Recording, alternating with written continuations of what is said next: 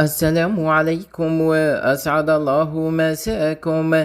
اندلع مساء اليوم الخميس حريق مهول ومرعب بمشتى بورجوان وتابع لبلدية سلانطاي بدائرة ترايباينان بولاية ميلا، وسط مخاوف وقلق كبير في أوساط المواطنين، خاصة مع سرعة انتشار ألسنة اللهب بفعل الرياح القوية والتي تشهدها المنطقة.